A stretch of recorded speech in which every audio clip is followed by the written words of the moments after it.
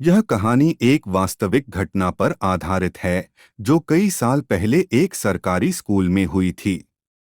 इस स्कूल का नाम था कस्तूरबा बाल विद्यालय और यह उत्तर प्रदेश के एक छोटे से गांव में स्थित था।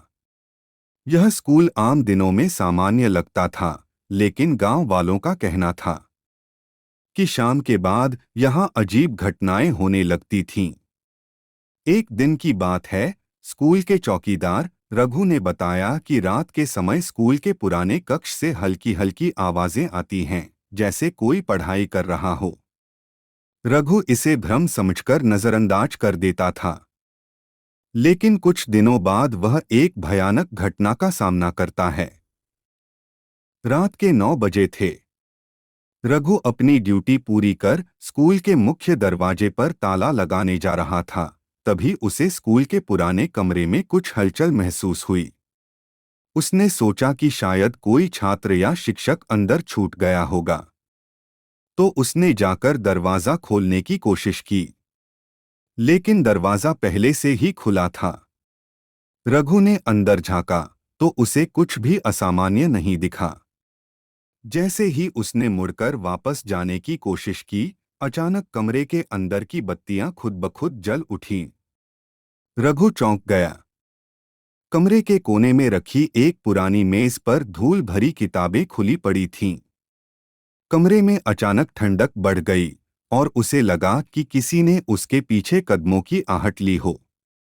जब उसने मुड़कर देखा तो कोई नहीं था, लेकिन फिर उसे महसूस हुआ कि कमरे में वह अकेला नहीं है।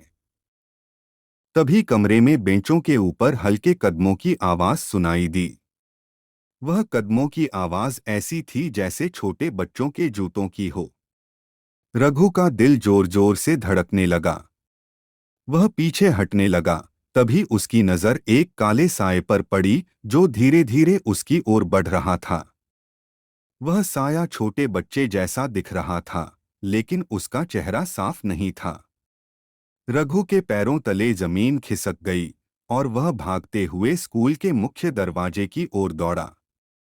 अगले दिन गांव वालों को रघु बेहोश अवस्था में स्कूल के बाहर पड़ा मिला।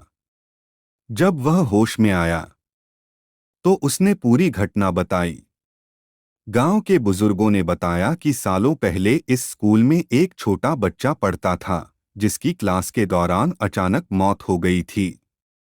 उसके बाद से कई लोगों ने रात में उस बच्चे की परछाई देखी थी, लेकिन कोई भी यकीन नहीं करता था। रघु ने उस दिन के बाद कभी रात में स्कूल की ड्यूटी नहीं की। स्कूल के उस कमरे को बंद कर दिया गया और लोग कहते हैं कि वहां अब भी कभी कभी किताबों के पन्ने पलटने और बच्चों के हंसने की आवाजें आती हैं। गांव वालों का मानना है कि उस बच्चे की आत्मा अब भी वहां है, शायद कुछ अधूरी पढ़ाई पूरी करने के लिए। यह कहानी यही खत्म हो गई।